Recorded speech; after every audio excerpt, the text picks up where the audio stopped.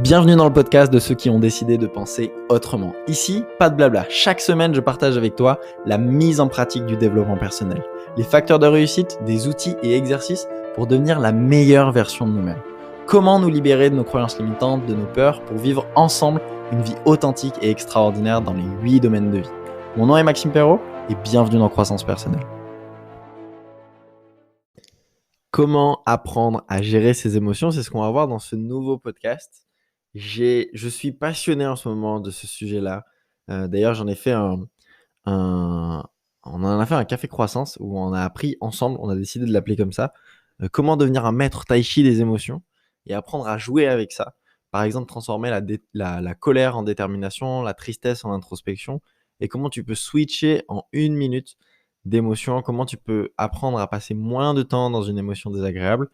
Donc reste bien jusqu'à la fin de ce podcast et je te donnerai accès à ce replay de Café Croissance qui est juste incroyable et rempli de bons outils pour ton développement personnel.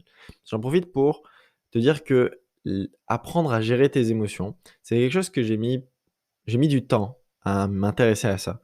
Je me suis intéressé vraiment à ça, là, au cours de ces 6 derniers mois. J'ai appris à gérer mes émotions petit à petit, à cesser d'être dans, une énergie négative trop longtemps. Moi, je pense aussi, je le souligne juste ici et on en parlera dans un autre podcast, que la pensée positive, c'est de la merde. Pas c'est de la merde dans le sens où, il faut pas le faire, mais dans le sens, c'est un bon moyen de s'échapper, de dire: «Allez, pensée positive, on fait comme si de rien n'était». Ce truc, la personne qui m'a dit ça, qui m'a critiqué et cetera et ça m'a touché, on passe au-dessus, pensée positive, tout va bien et cetera. C'est de la merde, OK? On fera un podcast là-dessus très prochainement sur, pourquoi la pensée positive, finalement te limite dans ton propre développement personnel. Parce que c'est comme mettre de la crème sur un bouton sans aller voir l'origine de pourquoi est-ce que tu as des boutons. OK? Tu sais très bien que tu aimes mon exemple que je donne tout le temps avec ça, donc je vais le garder, OK? Mais j'ai vraiment identifié que apprendre à gérer tes émotions et développer une intelligence émotionnelle, c'était quelque chose qui était hyper important dans ton propre développement personnel et ça en fait entièrement partie. C'est pour ça que là, je suis en train de réfléchir à même revoir la manière dont j'aborde la roue de la vie, tu sais, les 8, 10, 12 domaines de vie et intégrer la vie émotionnelle dedans, alors que c'est quelque chose qui j'étais avec, Selena qui gère aussi le groupe Facebook avec moi. D'ailleurs, si tu es pas dans le groupe Facebook encore, n'hésite pas à nous rejoindre. Se découvrir et réussir sur Facebook, c'est la première communauté de développement personnel et c'est gratuit et c'est génial. Voilà. Et en fin de journée, on discutait et je lui disais: «Ouais, je sais pas si on rajoute pas, si on reprend pas, si on ne mettrait pas dans la roue de la vie émotionnelle». Et il me disait: «Mais oui, mais pourtant c'est quelque chose que tu voulais faire à part et tout, mettre dans un module à part». Et en fait, je pense que tu peux pas avoir une vie équilibrée et de plus en plus, alors tout ce que je te dis, c'est pas acté, hein, peut-être que t'étonnes pas si je le mets pas forcément en avant dans les mois prochains, mais je pense que tu peux pas avoir une vie équilibrée si tu as du mal à gérer tes impulsivités, ta colère, la peur, les angoisses, les gens qui sont stressés, tout ça. Donc si tu as une mauvaise maîtrise de tes émotions, tu peux avoir une vie équilibrée sur tous les autres domaines. Si tu te mets à Tu as une vie extraordinaire sur tous les domaines, mais tu te mets en colère facilement ou pour rien, ou tu es stressé sans qu'il y ait de stimuli extérieurs, et on va en parler aujourd'hui, bah, tu auras toujours une vie qui sera déséquilibrée et ça risque de te limiter vers l'atteinte de tes objectifs. OK? Donc on verra ça, dans les semaines prochaines. Tu peux nous suivre sur le groupe Facebook et tu verras, tout ça, c'est super intéressant. Donc voilà, je suis passionné par ça en ce moment. Comment apprendre à gérer ses émotions, comment switcher en 1 minute, le tai chi des émotions, c'est, trop fort. Prendre la colère, la rancœur et cetera et la transformer en détermination. La colère est une bonne émotion et ça nous permet de commencer ce podcast super bien.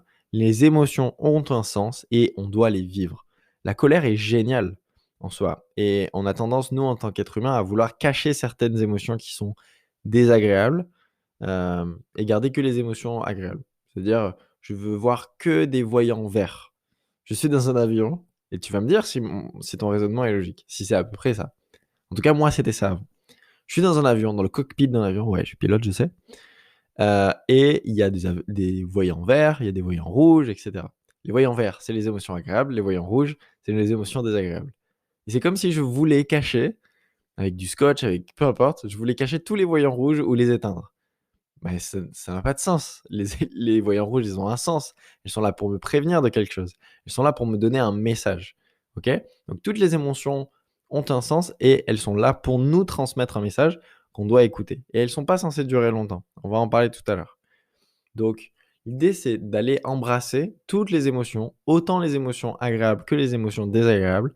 Elles veulent toutes nous dire quelque chose et de là, on peut apprendre quelque chose, faire des choix différents. Comme je disais, par exemple, la colère est une super émotion parce qu'elle te permet de dire: «OK, stop, j'arrête maintenant, je prends des décisions, c'est terminé, hem, il est inacceptable que ça continue comme ça». Donc en fait, la colère est une énergie riche, ou à l'inverse, la déprime est une énergie pauvre parce qu'elle va te permettre de créer aucun fuel. Il y a 21 échelles d'émotions et l'idée, c'est de, attends, je vais voir si je peux trouver ça. Ça s'appelle la spirale des émotions. Ça sur internet, hein, tu peux trouver la même chose. Voilà, comme ça, je vais pouvoir un petit peu te parler de ça. Tac, voilà. Donc il y a la spirale ascendante et la spirale descendante. Donc les 21 niveaux, 22 niveaux apparemment, c'est par exemple, tout en bas, on va avoir la peur, la victimisation, la dépression, l'insécurité, la culpabilité. Ensuite, la jalousie.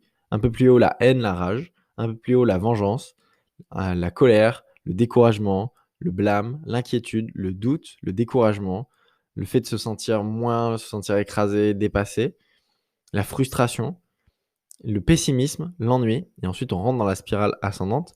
Le contentement, c'est bien d'avoir, l'espoir, l'optimisme, les croyances et les attentes positives, l'enthousiasme, la passion et enfin l'amour, la joie de vivre, la créativité, la soif de connaissance, la liberté, la gratitude qui est une des plus puissantes émotions, si ce n'est la plus puissante. Et bah, c'est ça, c'est qu'en fait c'est comme une échelle littéralement, hein. Tu peux t'imaginer dans ta tête une échelle où tu pars du plus bas, la peur, et tu arrives au plus haut, la joie. Et entre, il y a plein d'émotions différentes. Donc en fait, on voit que si tu es déprimé, donc c'est l'échelle la plus basse, il vaut mieux être en colère parce que de là, tu vas pouvoir, c'est une énergie qui est beaucoup plus riche, la colère, parce que de là, on peut créer quelque chose. La rage et la haine, c'est une colère qui est accentuée et de là, parfois, on peut rien faire. Donc l'idée, c'est pas d'amener, de- si tu fais du coaching, par exemple, pas d'amener ton coaché à de la déprime à l'amour, la gratitude, ça fonctionne pas, mais tu dois lui faire passer des étapes. C'est très facile de faire passer quelqu'un, par exemple, de la déprime à la colère, mais depuis la colère, on peut créer quelque chose. Et dès lors qu'on crée quelque chose, c'est plus facile de, quand il part sur, il prend des décisions, etc. Mais peut-être qu'il va dépasser pas mal euh, d'émotions et il va aller directement à l'espoir, l'optimisme. Il va avoir des croyances et des attentes positives pour l'avenir. Donc ensuite, on pourra le faire monter à l'enthousiasme, la passion. Et d'ici, donc passer de les croyances et attentes positives à la gratitude, l'amour, la joie de vivre, etc. Mais tu peux pas faire passer quelqu'un de la dépression à la joie de vivre. C'est beaucoup plus compliqué. Donc c'est hyper important. Tu peux taper spirale des émotions. Tu vas voir, ça va être quelque chose. C'est quelque chose, si vraiment tu le maîtrises, ça va t'aider sur tous les plans de ta vie. Ok? Donc voilà, c'était une super introduction pour te rendre compte que bah, toutes les émotions ont un message et l'idée c'est d'arriver à les comprendre, écouter le message et apprendre à ne pas rester des années parfois dans, dans une émotion. Ne pas faire durer l'émotion avec l'histoire que je me raconte encore et encore parce que c'est un super storytelling, c'est génial de raconter cette histoire, ça augmente ma croyance, etc. Tu sais, tu te souviens le cercle des croyances? C'est comment le cercle vicieux ou vertueux des croyances. C'est par exemple, j'ai une croyance qui se crée par l'intensité de l'expérience ou la répétition. On a un super podcast là-dessus, dans les 40, je sais pas le plus combien, mais comment se créer une croyance limitante, comment les supprimer. C'est vraiment un super podcast, écoute-le, il est très riche. Donc, tout en haut du cercle, j'ai la croyance qui vient me faire avoir des pensées par rapport à cette croyance. Par rapport à ces pensées, je vais avoir un état interne et une physiologie, donc je vais me tenir différemment. je vais avoir des comportements et des actions par rapport à cette croyance et cet état interne. Du coup, j'aurai un résultat et un feedback extérieur qui va venir renforcer ma croyance. Donc, par exemple, j'ai la croyance que je suis quelqu'un qui n'est pas à l'aise à parler en public, qui ne suis pas intéressant lorsque je parle en public. Du coup, j'ai des pensées de ça, je pense ça de moi. Du coup, j'ai un état interne, une physiologie qui se manifeste en j'ai les épaules redressées, enfin, j'ai les épaules en avant, je parle tout bas, je regarde mes pieds. Dès lors qu'il est temps de parler en public et de trouver son texte. Du coup, j'ai des comportements et des actions de quelqu'un qui croit qu'il n'est pas intéressant quand il parle en public. Donc, il se peut que je perde mes mots, que je bégaye quand je parle en public. Et du coup, j'ai des résultats et des feedbacks extérieurs des gens qui partent de la salle, qui, quand je suis en train de leur parler, ils quittent la pièce. Et des gens qui me disent bah, c'était pas ouf ta conférence, etc. Du coup, qu'est-ce qui se passe? J'ai ma croyance qui est renforcée, des nouvelles pensées, des états internes et des physiologies qui confirment ça, etc. etc. Ok, on tend à vouloir être cohérent avec ce que l'on croit qu'on est. Tu peux noter ça. On tend à vouloir être cohérent avec ce que l'on croit qu'on est. Ton esprit te ramènera toujours à l'identification que tu as de toi-même. Donc c'est ça, tes croyances te donneront toujours raison. Et Henry Ford, pour citer une troisième fois, une troisième citation, disait que tu crois que tu es capable ou que tu crois que tu n'es pas capable, la vie te donnera toujours raison. Parce que tu vas toujours avoir ce biais de confirmation à chaque fois qui va te dire « Ah, j'ai bien fait de croire ça de moi », mais qui ne donne aucun pouvoir. Ok? Et c'est ça l'erreur. L'erreur, c'est de vouloir faire continuer à croire la même chose de soi-même et parfois faire durer l'émotion. Faire durer l'émotion, c'est la pire erreur qui puisse arriver parce que tu risques de créer une humeur. Et l'humeur, c'est la conséquence d'avoir fait durer l'émotion et c'est vraiment pas bon à long terme, je vais t'expliquer. En soi, une émotion, elle n'est pas censée durer longtemps, elle est éphémère. Elle est juste là pour t'aider à un moment précis. Et elle a toujours une intention positive derrière. Si je me balade dans la rue, ça arrive souvent, qu'il y a un dinosaure qui sort d'un buisson et qui me court après, c'est bien pour moi d'avoir une émotion de peur qui va réduire mon champ visuel, qui va me permettre de courir plus vite, d'accélérer mes réflexes, d'aller voir mon système réticulé activateur, il va percevoir ce qui est le plus important pour moi, donc il va remonter à la conscience des endroits où je peux me cacher, etc. Donc je vais plus percevoir ça. Donc c'est utile cette émotion de peur qui va me permettre d'avoir ça. Mais une fois que je serai en sécurité, cette émotion de peur, elle va se calmer et j'aurai plus peur. Et après, je pourrai remarcher dans la rue tranquillement. Si on m'insulte, ou on me dit que je suis nul, ou que c'est pas bien ce que je fais, etc., je peux avoir une émotion, mais qui va s'estomper petit à petit. Donc l'émotion, elle n'est pas là pour durer. Par contre, il y a des gens qui adorent les histoires et qui vont faire durer l'émotion en disant ah, il y a lui qui m'a dit ça, etc. Qui va raconter à chaque fois qu'il a vu un dinosaure qui lui a couru après et que ça l'a traumatisé, mais il va le dire. Et tu peux écouter le podcast précédent sur le langage. Le simple fait de déclarer certaines choses, ça crée en toi des émotions. Donc les deux podcasts sont super liés. J'en profite. Si tu n'as pas écouté le podcast précédent sur comment ton langage crée ta réalité, écoute-le et ensuite écoute celui sur apprendre à gérer ses émotions, celui qu'on est en train de faire maintenant, ou l'inverse. Ok? Ça va vraiment t'aider. Donc, voilà, une émotion, elle n'est pas là pour durer longtemps. Elle est là pour te dire ah, ok, on me dit que je suis nul. Quel est le message après ça? En fait, c'est qu'est-ce que je crois de moi? Et là, peut-être te rendre compte que non, en fait, c'est juste son opinion. Et je lâche ça. Donc, j'ai eu le message. Merci, monsieur. C'est votre opinion. Et j'ai plus cette émotion. Le gorille ou le dinosaure qui sort de nulle part et qui me pourchasse, j'ai eu cette émotion de peur, c'est très bien. Mais maintenant, j'en ai plus besoin, donc je lâche ça. Je vais pas le faire durer. Parce que l'humeur, c'est la conséquence d'avoir fait durer l'émotion. Donc si je fais durer l'émotion en me racontant des histoires tout le temps, par exemple, une personne, ça fait 1 mois qu'elle est toujours sur la même chose, et tu connais ce type de personne. Elle est toujours sur la même chose, elle est tout le temps en mode victime, elle râle, elle se plaint toujours du même truc. Le risque, c'est que cette personne qui a fait durer l'émotion d'un seul événement, mais qui le ramène, parce que c'est une histoire qui est intéressante et qu'on se met en position pédomorphe. Donc la position pédomorphe, c'est la position de l'enfant où on veut se plaindre, on veut qu'on s'occupe de nous, on est, tu sais, où on a l'attention, on veut récupérer plein d'attention. Et le risque, c'est que cette humeur, donc l'humeur, la conséquence d'avoir fait durer l'émotion, elle commence à faire partie de ton identité. Et si elle commence à faire partie de ton identité, c'est que les gens vont commencer à te qualifier de ton émotion.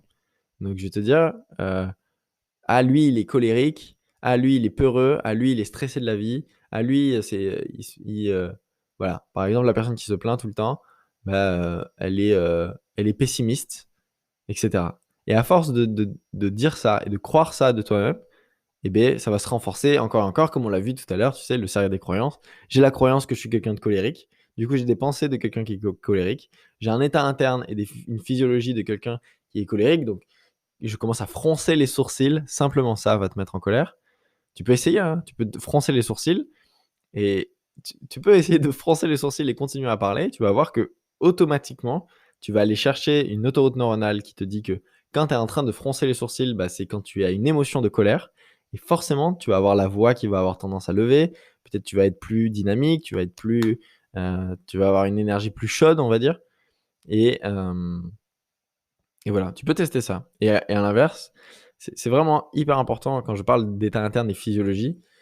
Tu peux essayer de faire le même discours, t'entraîner à dire, à te présenter avec les épaules en avant, comme ça, parler tout bas, parce que la voix, ça compte beaucoup. Regarder tes pieds et continuer à parler comme ça, comme une victime. Et beh, automatiquement, tu vas être biochimiquement récompensé. Tu vas avoir l'émotion et l'énergie qui est pour. À l'inverse, tu peux taper des mains, te redresser, regarder loin devant, être beaucoup plus dynamique, avoir une voix beaucoup plus haute et te présenter de la même manière. Tu auras automatiquement une énergie qui est différente parce que tu es récompensé par ta posture, par ta physiologie. Ok?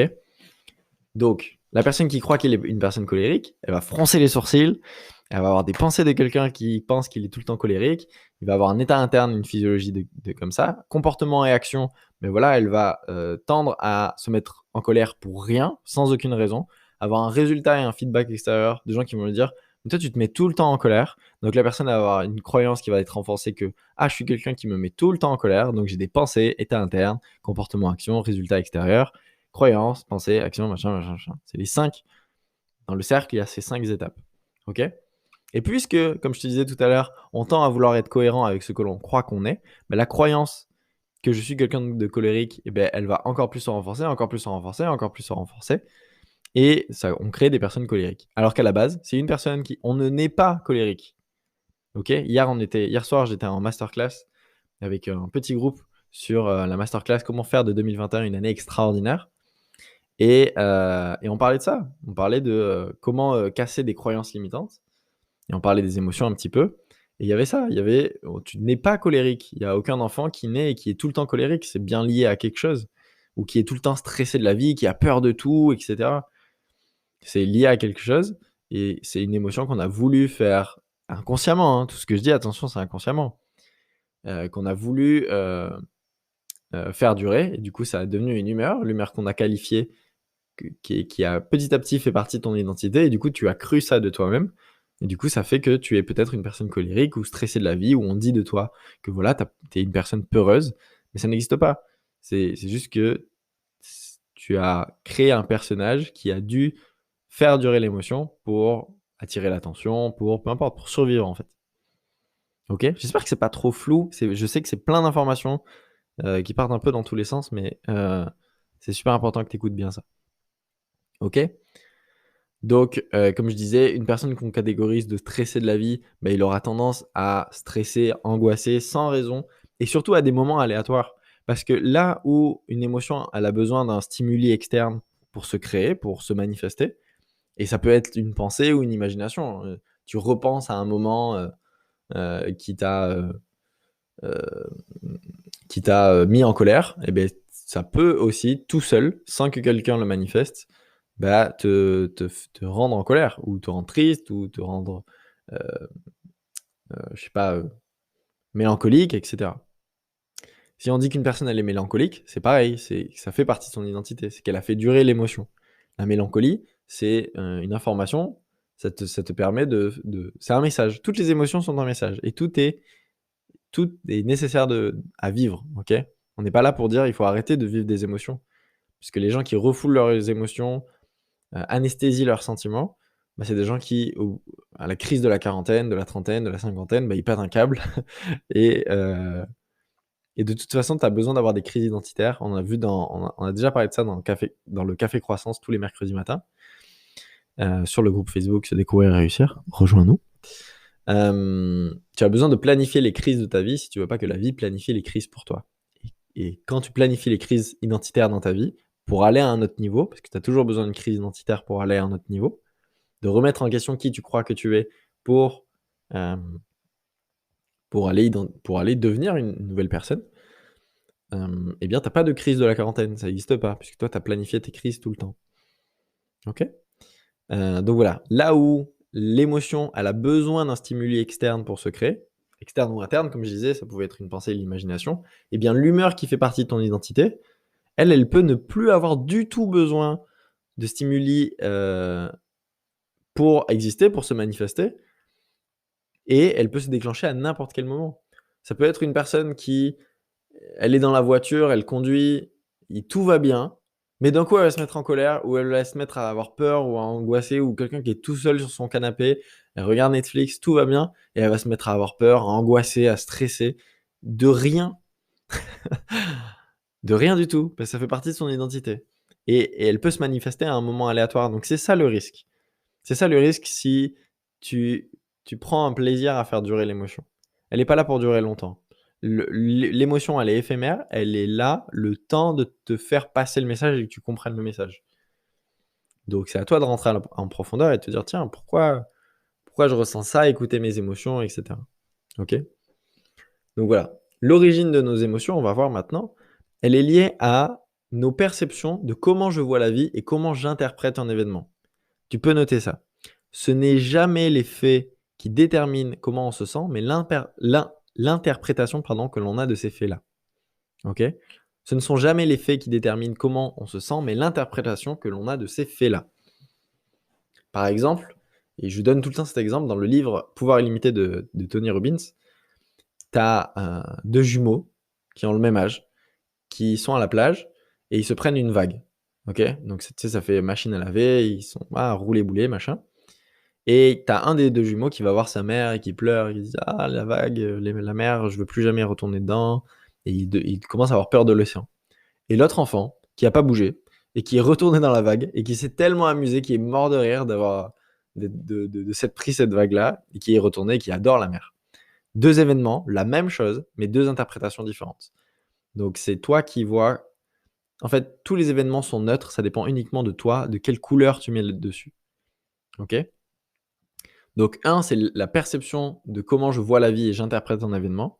Et deux, forcément, tes émotions, elles sont aussi liées à tes croyances, de ce que tu as sur les gens, sur la vie. Ça va déterminer comment tu te sens. Si je crois que tous les inconnus sont dangereux, bah, je crée une émotion en moi. Dès que je vais percevoir un inconnu, quelqu'un que je ne connais pas qui va me parler, bah, je vais percevoir un danger et ça aura comme conséquence de créer de la peur en moi. Ok. Je suis à Paris, il y a un inconnu qui me parle, et ben je vais me braquer, je vais avoir ma physiologie qui va changer complètement. Peut-être je vais croiser mes bras, peut-être que je vais essayer de me défendre en fait, enfin inconsciemment, hein, physiquement. Et je vais avoir peur, je vais avoir tendance à avoir peur, à bégayer, à je sais pas, parce que j'ai cette vieille croyance dans ma tête qui dit euh, les inconnus c'est dangereux. Ok. Et pour ça, il faut démonter des croyances limitantes. Et tu as un super podcast là-dessus. Sinon, il y a sur le café croissance dans le groupe Facebook, on a aussi vu ça. Donc voilà.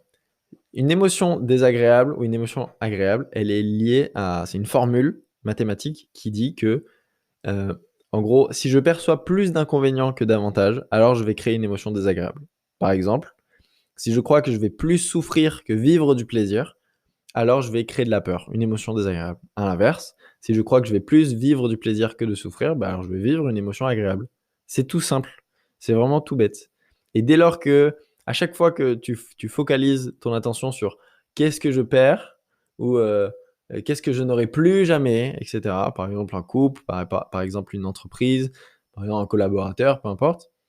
Qu'est-ce que je perds dans une situation, n'importe quelle situation, mais tu vas avoir plus de facilité à te sentir mal. Ok. Donc, c'est la manière dont tu te parles à toi-même. Et là, je vais rien rajouter à ce sujet. Tu as un super podcast sur le sujet, sur comment ton langage crée ta réalité. Donc ta manière de te poser des questions, et on l'a vu dans ce podcast-là, va aussi orienter la manière dont tu te sens. Donc, et ce matin, j'ai reçu encore un super message de quelqu'un qui a écouté le podcast comment ton langage crée ta réalité, et le retour est incroyable, la personne, enfin, c'est super magnifique. Donc écoute-le vraiment, c'est une pépite, c'est un de mes meilleurs podcasts. Ok? Donc voilà. Donc comme je te disais, à chaque fois que tu focalises ton attention sur quelque chose de négatif, qu'est-ce que je perds, qu'est-ce que je n'aurai plus jamais, qu'est-ce qui est moins bien qu'eux, etc., tu auras plus de facilité à te sentir mal. Donc nos émotions sont le reflet d'une perception erronée de la réalité. C'est juste une perception. Tous les événements sont neutres et équilibrés, mais en tant qu'être humain, je passe mon temps à, tu sais, ces fameux, ça vous n'avez pas encore vu, mais je vais sélectionner, généraliser et distordre la réalité, ce qui fait que ce que je dis qui s'est passé est complètement différent de ce qui s'est vraiment passé. Bon, ça vous avez peut-être pas vu, vous allez peut-être pas comprendre, mais c'est super intéressant. Donc voilà, tu mets ta propre couleur sur un événement. En gros, c'est ça. C'est que dans un événement donné, chacun aura une réalité différente. Si 10 personnes voient un accident, ben, il va y avoir 10 constats différents parce que chacun va avoir sa réalité, sa vérité, en fonction de ses propres expériences. Par exemple, ben, moi, je vais peut-être plus retenir que qui est-ce qui était au volant. Toi, tu vas peut-être voir les couleurs. Peut-être tu vas voir comment ça s'est passé à la vitesse à laquelle la voiture de gauche allait. Toi, tu vas voir peut-être euh, que je sais pas, c'était sûrement un problème mécanique. Peut-être que toi qui es mécanicien, bah, tu vas pouvoir dire ah mais non c'est sûr, elle a perdu le contrôle de la voiture. Enfin, on a tous des réalités différentes par rapport à ce qu'on connaît, par rapport à ce qu'on croit, donc nos croyances et nos perceptions de la vie. Ok? Donc à retenir, il n'existe pas de réalité universelle, mais une réalité propre à nous-mêmes qui est différente pour chaque être humain. Donc pour résumer, il est super important de vivre nos émotions. Chaque émotion est importante. Ne sois pas comme le pilote d'un avion qui dit je veux éteindre tous les boutons rouges parce qu'ils sont désagréables et ils font peur. Oh là là, ils ont un message à te faire passer. S'il y a le bouton rouge de manque d'essence dans ta voiture, bah, c'est peut-être un bouton désagréable, mais il est intéressant si tu es sur le périph'. Tu vois? Donc, donc tu vas pas cacher ça. Voilà, c'est simplement ça. Les émotions ont un message et tu peux devenir un maître tai chi en émotion en apprenant de passer de la, la, la déprime à la colère. Et la déprime est une énergie dans laquelle tu ne peux rien créer, elle ne crée aucun fuel. Et la colère, tu peux créer des choses, prendre des décisions, passer à l'action, etc. Et ça, c'est comment devenir un maître tai chi en émotion. Tu as le super replay du café croissance. C'était mercredi. Alors, je te dis ça. Je te dis exactement la date. Le replay du café croissance du mercredi, pas le 27, c'est aujourd'hui, pas le 20, mais bien le 13 janvier, donc sur le groupe Facebook. Et voilà, donc on parle de comment devenir un maître tai chi en émotion, le focus, la posture, le mouvement, la vitesse, le volume de la voix, l'intensité, les odeurs, comment tu peux créer des ancrages avec la musique, avec les odeurs pour immédiatement te sentir inspiré, motivé et déterminé. C'est un replay qui est incroyable, c'est un des meilleurs cafés croissance, donc je t'invite à l'écouter. Voilà, c'est tout pour moi, j'espère que ça t'aura plu, c'était très complet. Apprendre à gérer ses émotions, c'est hyper important, intéressant. Moi, je te souhaite une merveilleuse journée. Rejoins-nous sur le groupe privé Facebook Se découvrir réussir. Waouh, c'était 28 minutes, c'était une vraie formation. J'espère que ça t'aura plu et je te retrouve de l'autre côté sur le groupe Facebook Se découvrir et réussir. Et sinon, moi, je te dis à mercredi prochain. Ciao, ciao.